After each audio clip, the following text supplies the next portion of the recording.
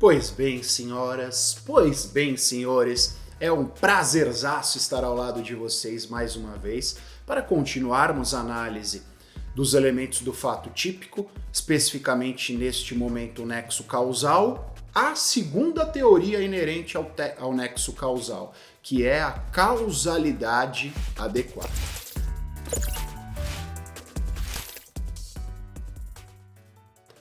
Galera, por causalidade adequada, o conceito vai estar aí na tela para vocês, nós entendemos como causa, que é o acontecimento antecedente, desde que potencialmente idôneo e de interferência decisiva na produção do resultado. Diferentemente da teoria que nós estudamos no outro bloquinho, a teoria da conditio sine qua non, na teoria da causalidade adequada, há por parte do doutrinador, há por parte da legislação a preocupação quanto à idoneidade e à capacidade desta causa interferir diretamente para a obtenção do resultado.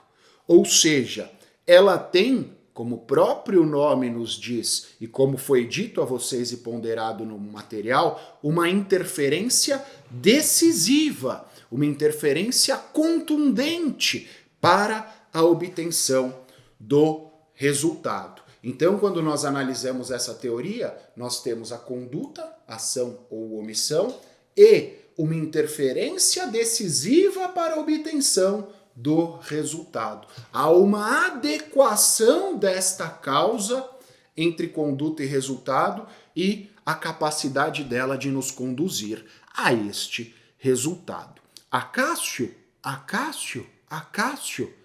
a teoria da causalidade encontra guarida no nosso querido, amado, desejado, venerado e contemplado Código Penal? Eu respondo a vocês afirmativamente.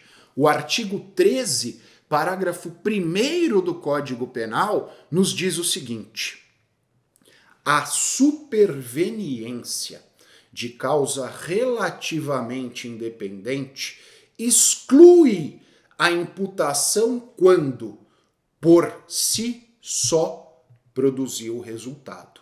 Os fatos anteriores, entretanto, imputam-se a quem os praticou. Significa o quê? Haverá o afastamento da causa, mesmo posterior à conduta da gente, quando ela não for significativa para a obtenção daquele resultado. Parássemos aqui, a nossa vida seria demasiadamente fraca. Fraca não, fácil. E por que ela seria demasiadamente fácil, Cássio? Porque nós só estudaríamos o conceito desta causa. Mas há um doutrinador alemão, sempre eles, que diz o seguinte, o nome dele é Edmund Metzger. O professor Metzger diz o seguinte: são 3 os elementos que a gente leva em consideração na teoria da causalidade adequada, que estão na tela. Primeiro, conexão causal do ato de vontade com o resultado.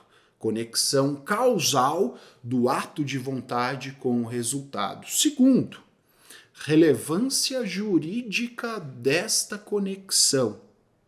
E terceiro, a culpabilidade do sujeito. E terceiro, a culpabilidade do sujeito. Acácio, a par destes 3 elementos indicados por você, eles terão algum desdobramento? E eu digo que óbvio que sim. Se não tivessem, eu não estaria citando até aqui agora. E vejam, essa teoria será fracionada entre causas relativamente independentes e causas absolutamente independentes. Dentro das causas relativamente independentes, nós temos as pré-existentes, as concomitantes e as supervenientes. E dentro das absolutamente independentes, nós temos as pré-existentes, as concomitantes e as supervenientes. E essas causas também são chamadas doutrinariamente de concausas. Mas vejam, galera, dados os nossos objetivos aqui, eu vou afastar as causas absolutamente independentes. E por que vou afastá-las? Porque, como regra, elas são menos interessantes para a nossa análise, são menos cobradas e o resultado jurídico delas, já que elas são absolutamente independentes, é menos, qual é o termo? É menos significativo em termos penais, enquanto as relativamente independentes são significativas e, consequentemente, são importantes para nós aqui dentro dos nossos objetivos. Não à toa, quando nós olhamos para o parágrafo 1º do artigo 13, quando foi posto na tela, vocês perceberam que o 06 negritou causa relativamente independente. Por quê? Porque o 13, parágrafo 1º, trata das concausas ou das causas relativamente independentes, sejam elas pré-existentes, concomitantes ou supervenientes. 3 exemplos. Causa relativamente independente, pré-existente. Vejam, eu quero matar alguém e eu sei que essa pessoa é portadora de uma doença autoimune que impede a sua completa degeneração.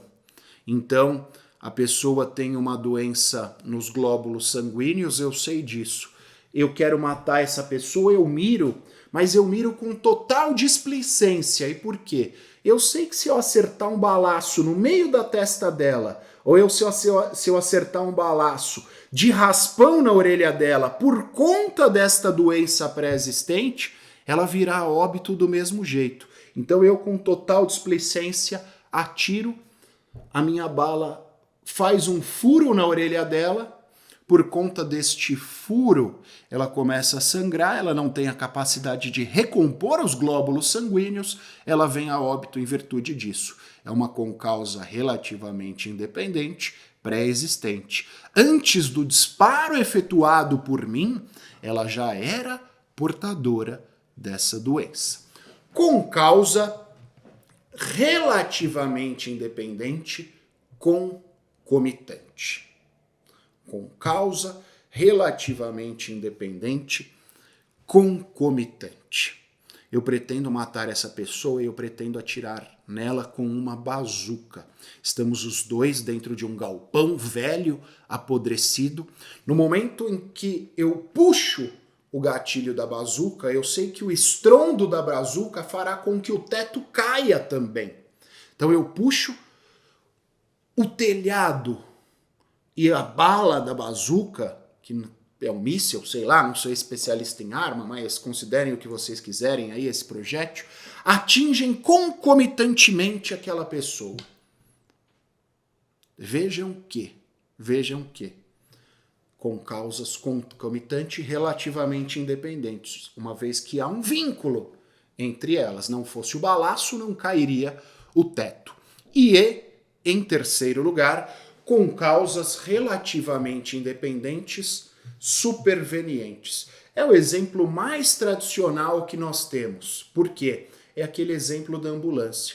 Eu quero matar alguém, mas eu sou um péssimo atirador, eu efetuo um disparo contra essa pessoa e ao invés de atingir a cabeça dela, bem no centro da testa, eu atinjo a cabeça de raspão.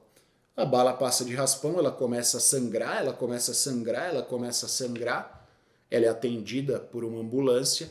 No caminho entre o local dos fatos e o hospital, a ambulância toma uma fechada, capota e aquele sujeito que foi salvo do disparo morre em virtude do acidente de ambulância. Pergunto, serei responsabilizado por isso? Vejam, só há responsabilização, e o 13 parágrafo 1º é bastante elucidativo em relação a isso, pelos fatos praticados por mim. Os fatos supervenientes,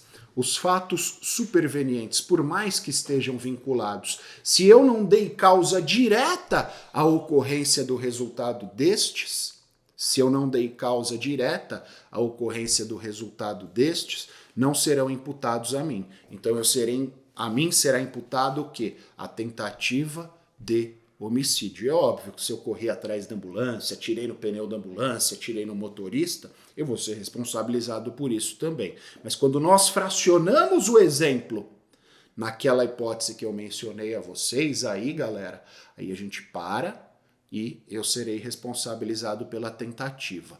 E na concomitante, no exemplo da bazuca, se for possível, através da autópsia, de um laudo pericial, determinar que ele morreu da bala, beleza. Se não for possível determinar, a mim é imputada a tentativa. E no primeiro exemplo? No primeiro exemplo, se eu sabia que ele era portador desta doença e eu agi com displicência ciente que ele viria a óbito de qualquer jeito, a mim é imputado o homicídio consumado. Agora, se eu não sabia, e eu vou ser responsabilizado só pelo tiro no ouvido, pela tentativa. Perceberam qual é a grande sacada da teoria da causalidade adequada? Ela separa os desdobramentos fáticos e a mim só serão imputados os fatos anteriores praticados por mim no limite da minha atuação. Tudo aquilo que independa ou não esteja vinculado à minha atuação não será imputado a mim.